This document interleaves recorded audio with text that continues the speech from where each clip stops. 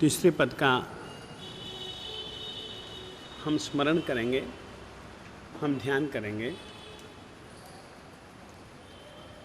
तीसरे पद के अधिकारी हैं आचार्य भगवंत। सामान्यतः आचार्य भगवंत के विषय में कहा जाता है तीर्थयर समोसूरी, आचार्य तीर्थंकर के समान माना जाता है। तीर्थंकर परमात्मा के अभाव में केवली का स्थान दूसरा माना जाता है, और जब केवली भी नहीं रहते तब यदि किसी चीज़ का महत्व है तो वह आचार्य का महत्व है। अरिहंत परमात्मा सूरज कहलाते हैं, केवली परमात्मा चंदा कहलाते हैं, आचार्य भगवंत दीपक कहलाते हैं। आचार्य में गुणों की तो प्रमुखता है ही है, परंतु उनमें यदि किसी चीज की प्रमुखता है तो वह आचार धर्म की प्रमुखता है। आचार धर्म के पालन के बिना न तो स्वयं कभी कोई आचार्य बन पाता है और न ही वह व्यक्ति आचार धर्म के पालन के बिना और पालन करवाए बिना आचार्यत्व के उत्तरदायित्व को निभा पाता है। आचार यानी कि आप्त पुरुषों के द्वारा जिस तरीके से किया गया व्यवहार, उसका नाम है आचार। तीर्थंकर परमात्मा ने मुक्ति के लिए, कर्मों के सर्वथा क्षय के लिए मन, वचन और काया के स्तर पर जो जैसा व्यवहार बतलाया, उस तरीके के व्यवहार का नाम है आचार। स्वयं आचार्य भगवंतों ने तीर्थंकर भगवंतों के द्वारा प्ररूपित आचार धर्म का पालन किया है। आचार ये 5 प्रकार का होता है: ज्ञानाचार, दर्शनाचार, चारित्राचार, तपाचार, वीर्याचार। जिस तरीके से एक कपड़ा होता है, कपड़ा एक गंदा भी हो जाता है, गंदे कपड़े को अपन लोग धोते हैं, साफ सुथरा हो जाता है, दाग वाग धुल जाते हैं, फिर कपड़े को अपन धारण करते हैं। जीवन के व्यवहार में अविरति, प्रमाद, कषाय, योग इत्यादि इस तरीके के कुछ आचार हैं, व्यवहार हैं, जिनके कारण से परमात्मा के द्वारा प्ररूपित 5 आचारों में अतिचार लग जाते हैं।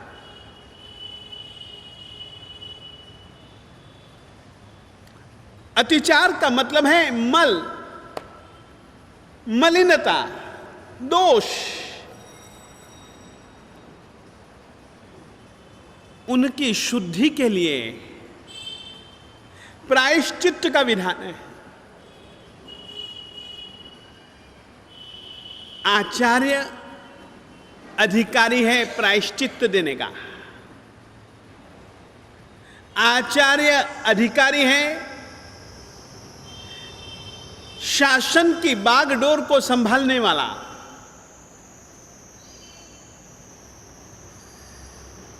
आचार्य को गुणवान होना पहले जरूरी है।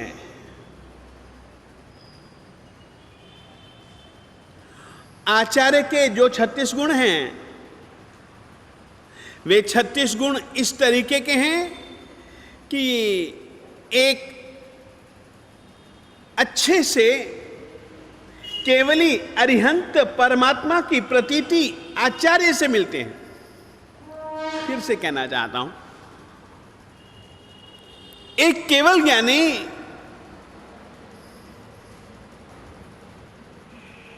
एक तीर्थंकर की प्रतीति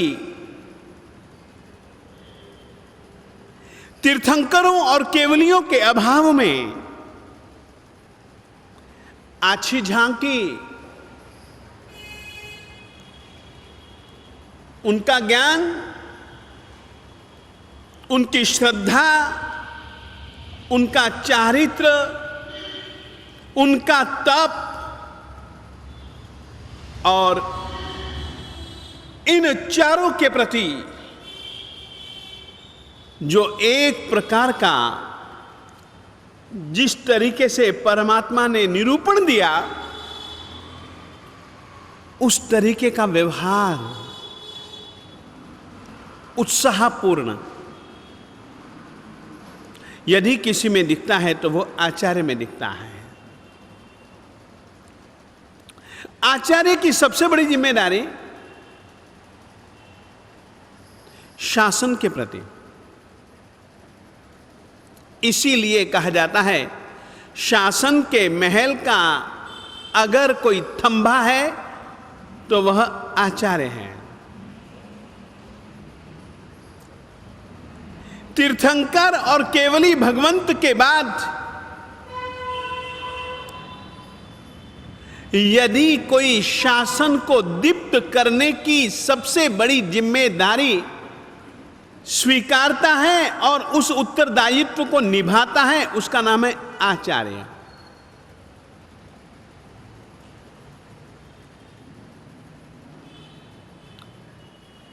आचार्य,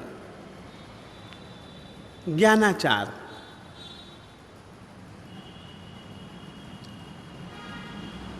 जिस तरीके से जब तीर्थंकर भगवंत होते हैं तो वे स्वयं अर्थ से वाचना देते हैं, देशना देते हैं। उस देशना को सूत्रों के रूप में गूंथने का काम गणधर भगवंत करते हैं। आचार्य भी जो वाचना देते हैं वे अर्थ से वाचना देते हैं, और उपाध्याय जी भी वाचना देते हैं, परंतु उनकी वाचना में प्रमुखता सूत्र की होती है। दोनों वाचना देते ही देते हैं, परंतु दोनों की वाचनाओं में इतना अंतर समझ करके चलो। आचार्य, उसका ज्ञान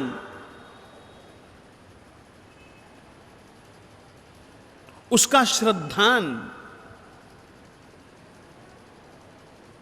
उसका जीवन का व्यवहार बहुत अद्भुत होता है।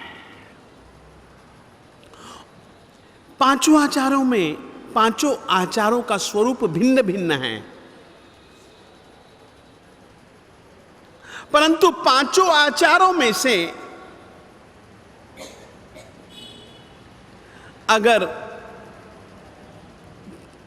हर एक आचार की प्रमुखता है, मगर वीर्याचार बहुत उल्लास, बहुत उत्साह, बहुत जी जान,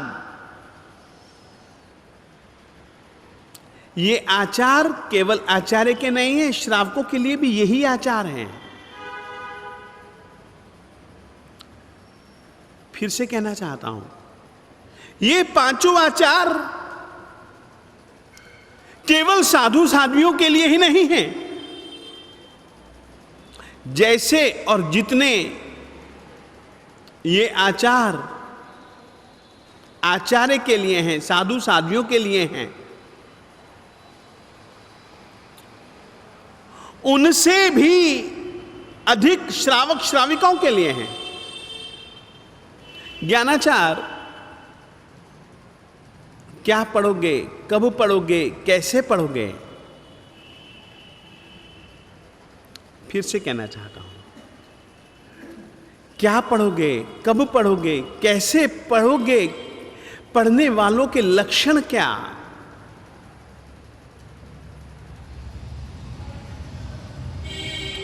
आपसे मैं पूछूं कब पढ़ना चाहिए?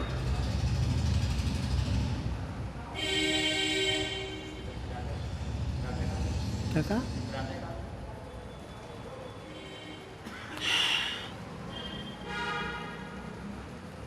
हमारे लिए पढ़ने तक का समय निश्चित है। कहां पढ़ना चाहिए, किस तरीके के वातावरण में पढ़ना चाहिए और किस तरीके के वातावरण में नहीं पढ़ना चाहिए,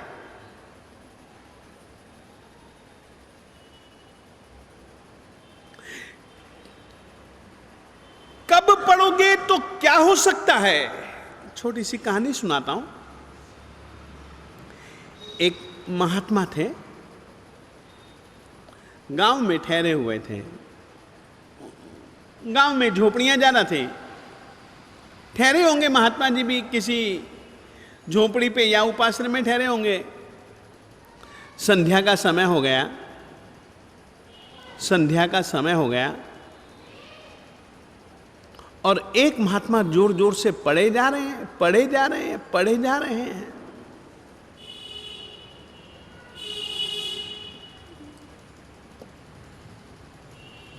एक सम्यक दृष्टिदेव था। वहां मुनि को पढ़ता हुआ देखता है तो सोचता है कि इनको कुछ ख्याल नहीं है।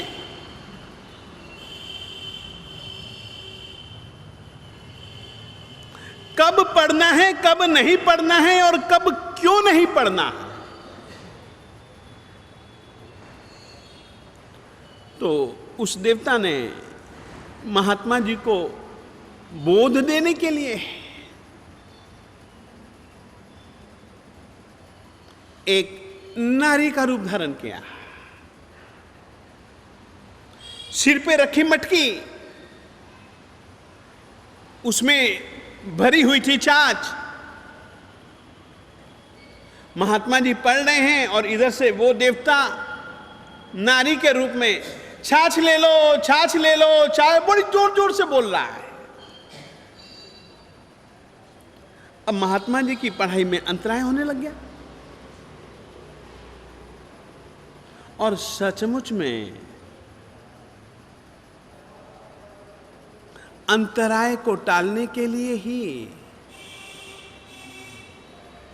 परमात्मा ने कब पढ़ोगे,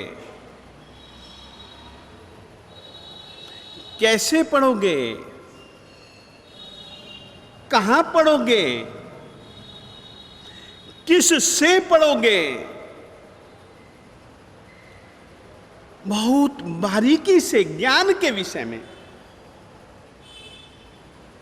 दर्शनाचार, चारित्राचार, तपाचार और विर्याचार के विषय में आपको मैं कहना चाहता हूं। पढ़ सकते हो और पढ़ने में यदि उल्लास नहीं है तो कौन सा अतिचार लगता है तुमको पता है?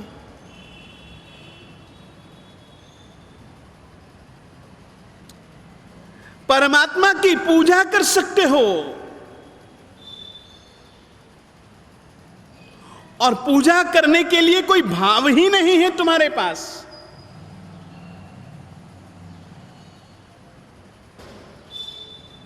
परमात्मा के द्वारा बताए गए व्रतों का तुम पालन कर सकते हो।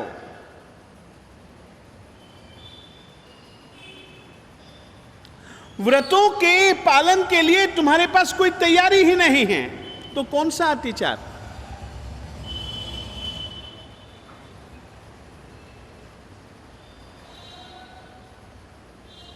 ये सब की शिक्षा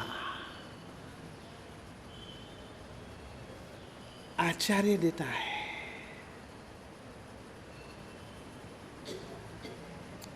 और वीर्याचार का मतलब है, जानते हो क्या होता है?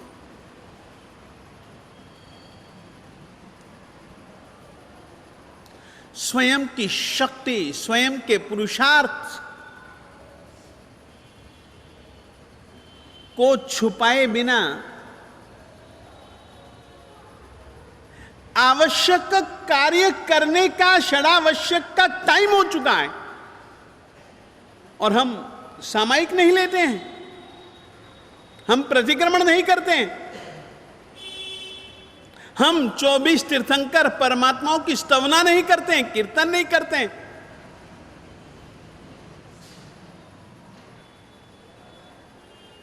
ये सब पांचों आचार से संबंधित है।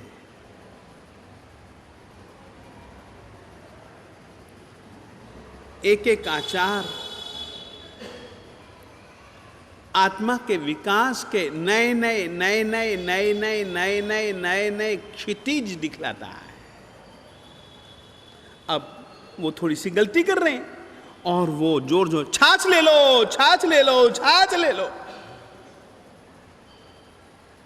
महात्मा जी को अब मुश्किल होने लगी। महात्मा जी उठ करके आए, बाहर आए। जैसे ही वो उपाश्रय के पास से गुजर रही थी, उसको कहा, रोका। अरे ए, तुझे कोई ख्याल नहीं है ये कोई छाछ बेचने का समय? रात हो रही है, शाम हो चुकी है, सूरज ढल चुका है और ये कोई छाछ बेचने का समय है? महाराज, आप मुझको जो शिक्षा देते हो, पहले देखो तो सही, क्या ये जोर जोर से पढ़ने का समय है तुम्हारा? काले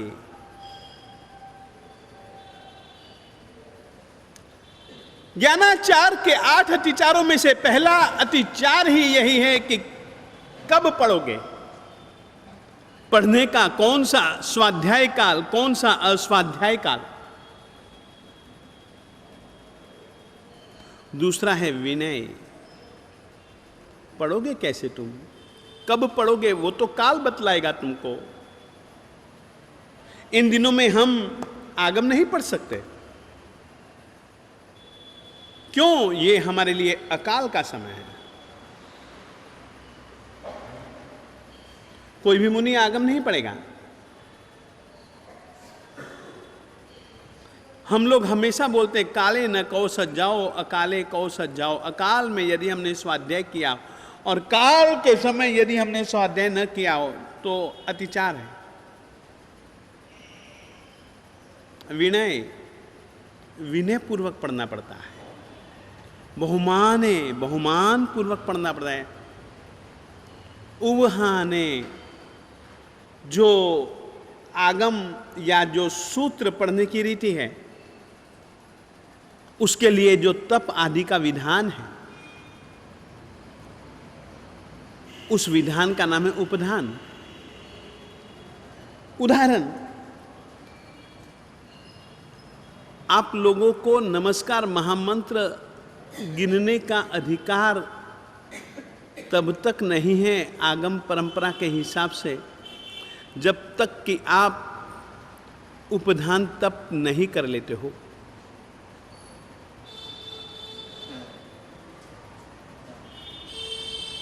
सही पद्धति यह है। उवहाने, चैत्य वंदन करने का अधिकार भी गुरु जी देते हैं उपधान तप पूर्वक।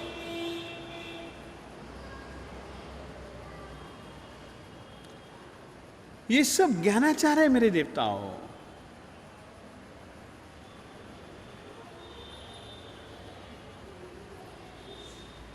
आप लोगों से कहना चाहता हूं, लगता है बहुत सूक्ष्म, परंतु सूक्ष्म नहीं है। यह सूक्ष्मता के साथ में बहुत बहुत बहुत जरूरी है। फिर से कहना चाहता हूं, पांचों आचार की व्यवस्था में सूक्ष्मता के साथ साथ में बहुत गहरी उपयोगिता है। और महात्मा को जैसे ही उस छाछ बेचने वाली ने ये बात कही, महात्मा ने आकाश की ओर देखा और बिल्कुल पढ़ाई लिखाई छोड़ दी। क्यों ऐसा? ऐसा क्यों? बहुत सारे छल छिद्र ढूंढने और देखने और उन छल छिद्रों का दुरुपयोग कर लेने वाले बहुत सारे मलिन तत्व उस समय घूमते फिरते रहते हैं। उनसे बचाव के लिए ये सब चीजें जरूरी हैं। आपको मैं एक बात बताऊं, जैन परंपरा में 8 प्रकार के प्रभावकों में से एक प्रभावक है वादी प्रभावक। और वादी प्रभावक महापुरुषों में से एक वादी प्रभावक आचार्य का नाम है मल्लवादी।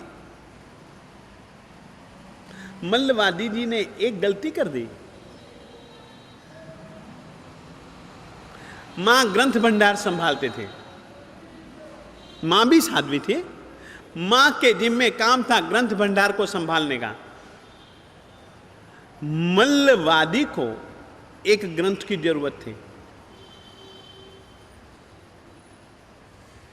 और निर्देशन दिया गया था गुरु के द्वारा, यह ग्रंथ मल्लवादी को दिया नहीं जाना चाहिए। बहुत ज्यादा सुरक्षा की व्यवस्था की गई। एक दिन मां ग्रंथ भंडार में आई नहीं और उस दिन मौका मिल गया मल्लवादी जी को और उन्होंने वो ग्रंथ उठा लिया। वो ग्रंथ उठा लिया, खोला, एक ही श्लोक पढ़ा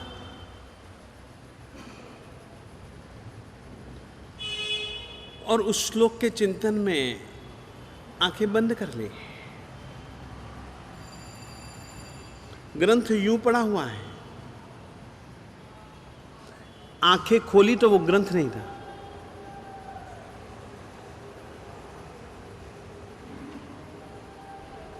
फिर से कहना चाहता हूं, चिंतन करते करते करते करते करते करते आंखें मूंद गई और उस गाथा के अर्थ चिंतन में खो गए। आंखें खोली तो देखा वो ग्रंथ नहीं था और वो महात्मा रोता है, चीखता है, चिल्लाता है। ग्रंथ की प्राप्ति जब तक ना हो तब तक के लिए उपवास का संकल्प करता है। वो ग्रंथ शासन देवी ने उठा लिया था। इस तरीके से ग्रंथ को रखा जाता है क्या?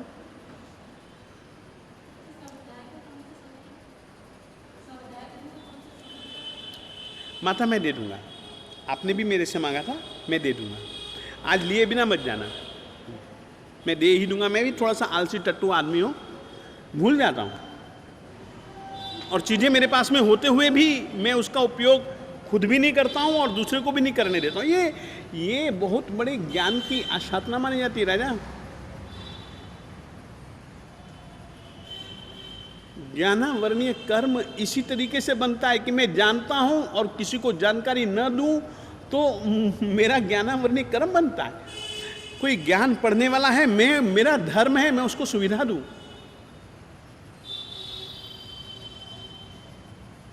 यदि वो मैं नहीं करता हूं तो मेरा ज्ञानावरणीय कर्म बनता है। बहुत बारीकी से परमात्मा ने विचार किया मेरे देवताओं, 5 आचारों के विषय और सचमुच में अद्भुत व्यवस्था है आचार की। आचारः प्रथमो धर्मः, आचार पहला धर्म है। आचार के बिना कभी भी विकास संभव नहीं है। आज की तारीख में हम लोग विचारों की दुनिया में तो हम आकाश में उड़ते हैं और आचार के क्षेत्र में हम पाताल से भी नीचे गए गुजरे हैं।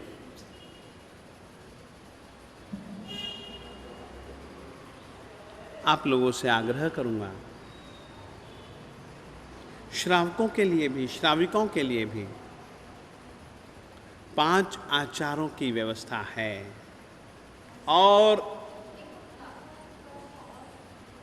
क्या कह रही हो? आचार्यों का खुलासा, 500 के 500 आचार्य मैं कर सकता हूं। 10:05 हो गए और आज शायद 10:15 बजे के बाद चालू हुआ है व्याख्यान, तो भी अपन तो भैया 10 बजे पूरा कर देंगे। वैसे तो 10 बजने में भी 10 मिनट बाकी हो तभी पूरा कर देना चाहिए। आप लोगों की तो मर्जी है, जब आओ तब चल सकता है, मगर हमारे लिए तो कुछ प्रतिबंध है। आप लोग बिल्कुल स्वच्छंदी हो, स्वेच्छाचारी हो। आप लोगों का आचार पंचाचार थोड़ी ना, स्वेच्छाचार है। मुझे उस विषय में कुछ कहना नहीं है, परंतु आचार प्रथम धर्म है। और इन पंचाचारों के विषय में यदि जानना चाहो तो बहन, मैं कहना चाहूँगा, अतिचारों को समझो। सामान्य बोध 5 आचारों का स्वरूप, 12 अनुव्रत तो बाद की चीज है। पहले तो 5 आचारों के अतिचार है। जरूर आप लोग पढ़ें, समझें। इनके बिना कर्मों से छुटकारा नहीं है। यही आचार प्रमुख धर्म है। इस धर्म की ओर अपन आगे ही आगे बढ़ते जाएं, इतना ही आज के दिन कहना चाहूँगा। श्री वल्लभ गुरु के चरणों में मैंने, वहाँ मुनि को पढ़ता हुआ देखता है तो सोचता है कि इनको कुछ ख्याल नहीं है।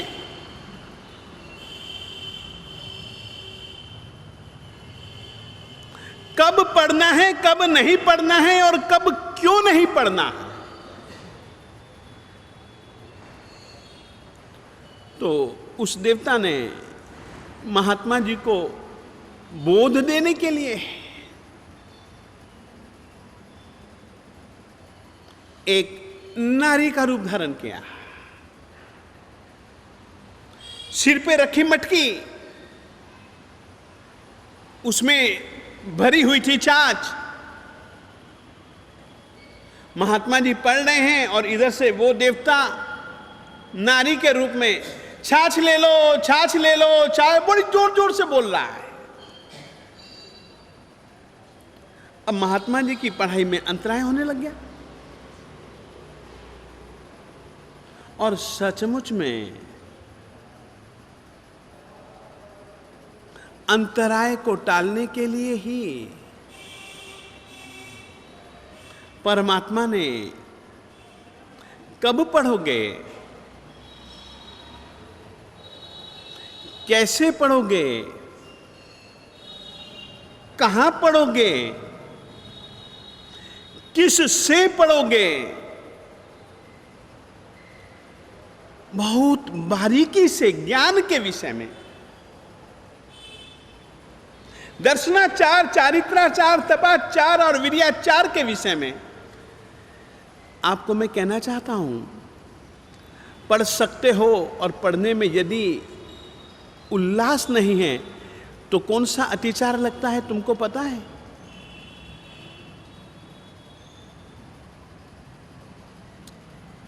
परमात्मा की पूजा कर सकते हो और पूजा करने के लिए कोई भाव ही नहीं है तुम्हारे पास।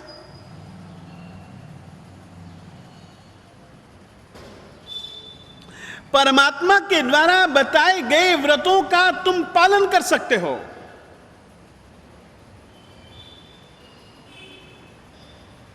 व्रतों के पालन के लिए तुम्हारे पास कोई तैयारी ही नहीं है। तो कौन सा अतिचार?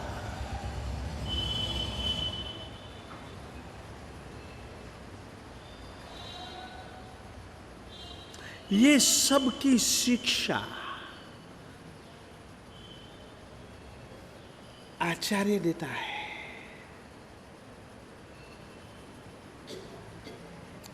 और वीर्याचार का मतलब है, जानते हो क्या होता है?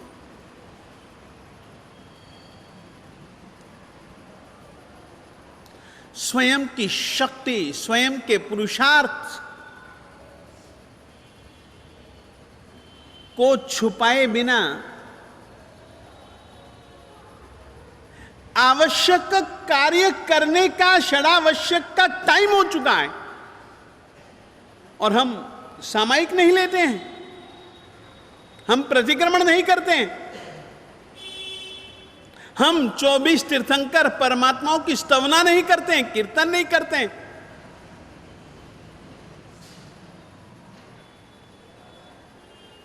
ये सब पांचों आचार से संबंधित है।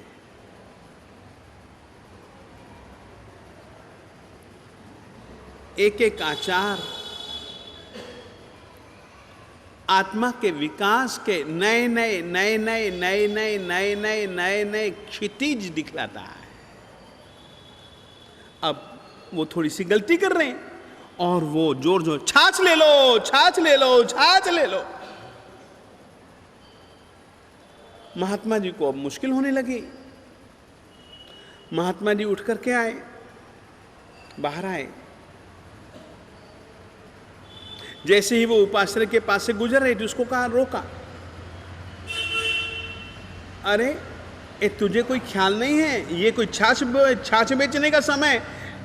रात हो रही है, शाम हो चुकी है, सूरज ढल चुका है और ये कोई छाछ बेचने का समय है? महाराज, आप मुझको जो शिक्षा देते हो, पहले देखो तो सही, क्या ये जोर जोर से पढ़ने का समय है तुम्हारा?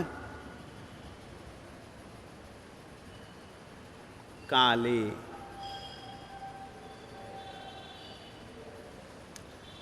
ज्ञानाचार के 8 अतिचारों में से पहला अतिचार ही यही है कि कब पढ़ोगे। पढ़ने का कौन सा स्वाध्याय काल, कौन सा अस्वाध्याय काल। दूसरा है विनय। पढ़ोगे कैसे तुम, कब पढ़ोगे, वो तो काल बतलाएगा तुमको। इन दिनों में हम आगम नहीं पढ़ सकते। क्यों? ये हमारे लिए अकाल का समय है।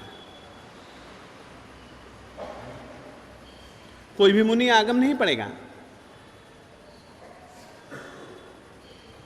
हम लोग हमेशा बोलते हैं, काले न कौ सज्जाओ, अकाले कौ सज्जाओ। अकाल में यदि हमने स्वाध्याय किया और काल के समय यदि हमने स्वाध्याय न किया हो तो अतिचार है। विनय, विनय पूर्वक पढ़ना पड़ता है। बहुमान पूर्वक पढ़ना पड़ता है। उवहाने, जो आगम या जो सूत्र पढ़ने की रीति है, उसके लिए जो तप आदि का विधान है, उस विधान का नाम है उपधान। उदाहरण, आप लोगों को नमस्कार महामंत्र गिनने का अधिकार तब तक नहीं है आगम परंपरा के हिसाब से, जब तक कि आप उपधान तप नहीं कर लेते हो।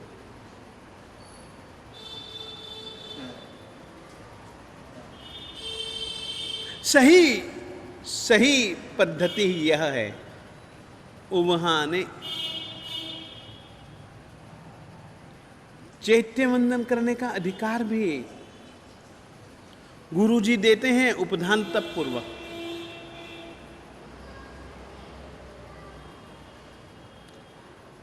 ये सब ज्ञानाचार है मेरे देवताओं।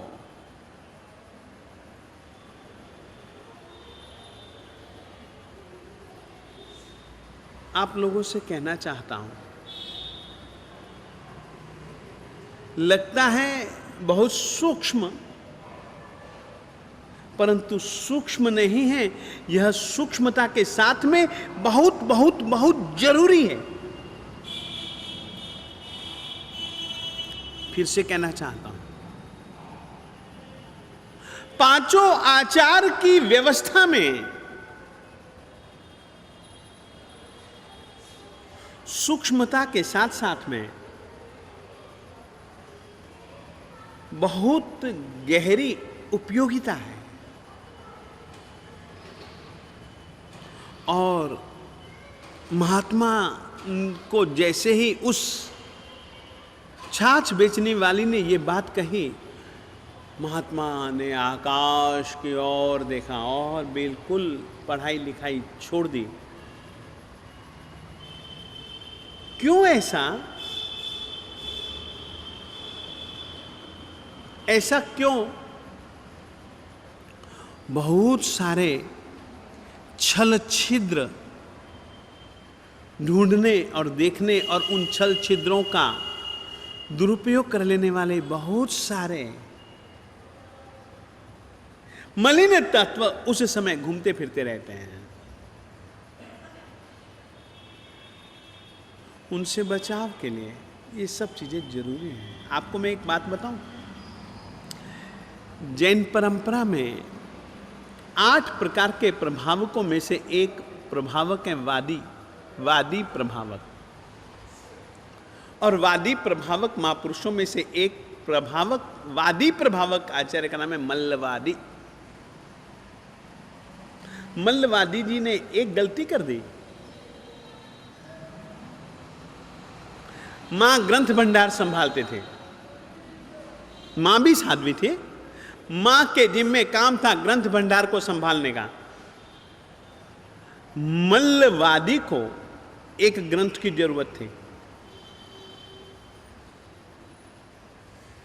और निर्देशन दिया गया था गुरु के द्वारा, यह ग्रंथ मल्लवादी को दिया नहीं जाना चाहिए। बहुत ज्यादा सुरक्षा की व्यवस्था की गई। एक दिन मां ग्रंथ भंडार में आई नहीं और उस दिन मौका मिल गया मल्लवादी जी को और उन्होंने वो ग्रंथ उठा लिया। वो ग्रंथ उठा लिया, खोला, एक ही श्लोक पढ़ा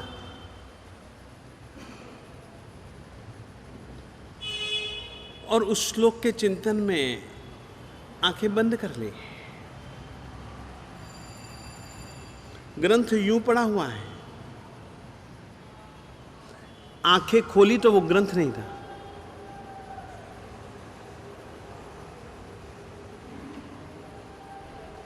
फिर से कहना चाहता हूं, चिंतन करते करते करते करते करते करते आंखें मूंद गई और उस गाथा के अर्थ चिंतन में खो गए। आंखें खोली तो देखा वो ग्रंथ नहीं था और वो महात्मा रोता है, चीखता है, चिल्लाता है। ग्रंथ की प्राप्ति जब तक ना हो तब तक के लिए उपवास का संकल्प करता है। वो ग्रंथ शासन देवी ने उठा लिया। इस तरीके से ग्रंथ को रखा जाता है क्या?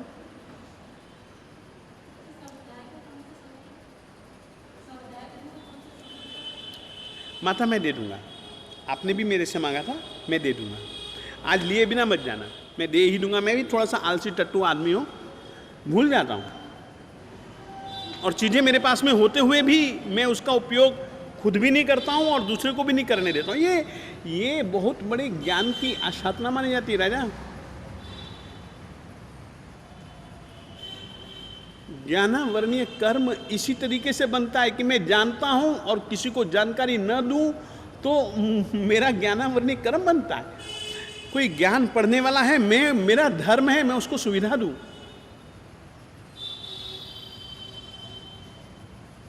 यदि वो मैं नहीं करता हूं तो मेरा ज्ञानावर्णीय कर्म बनता है। बहुत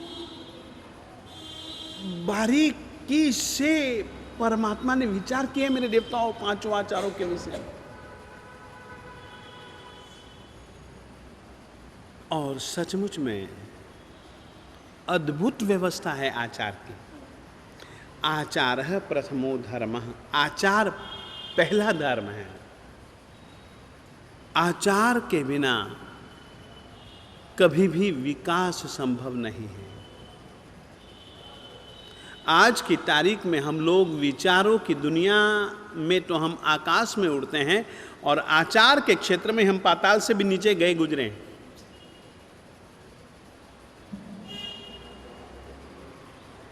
आप लोगों से आग्रह करूंगा, श्रावकों के लिए भी, श्राविकों के लिए भी 5 आचारों की व्यवस्था है। और क्या कह रही हो? आचार्यों का खुलासा, पांचों के पांचों आचार्य। मैं कर सकता हूं। 10:05 हो गए और आज शायद 10:15 बजे के बाद चालू हुआ है व्याख्यान, तो भी अपन तो भैया 10 बजे पूरा कर देंगे। वैसे तो 10 बजने में भी 10 मिनट बाकी हो तभी पूरा कर देना चाहिए। आप लोगों की तो मर्जी है, जब आओ तब चल सकता है, मगर हमारे लिए तो कुछ प्रतिबंध है। आप लोग बिल्कुल स्वच्छंदी हो, स्वेच्छाचारी हो। आप लोगों का आचार पंचाचार थोड़ी ना, स्वेच्छाचार है। मुझे उस विषय में कुछ कहना नहीं है, परंतु आचार प्रथम धर्म है। और इन पंचाचारों के विषय में यदि जानना चाहो तो बहन मैं कहना चाहूँगा, अतिचारों को समझो। सामान्य बोध 5 आचारों का स्वरूप, 12 अनुव्रत तो बाद की चीज है। पहले तो 5 आचारों के अतिचार है। जरूर आप लोग पढ़ें, समझें। इनके बिना कर्मों से छुटकारा नहीं है। यही आचार प्रमुख धर्म है। इस धर्म की ओर अपन आगे ही आगे बढ़ते जाएं। इतना ही।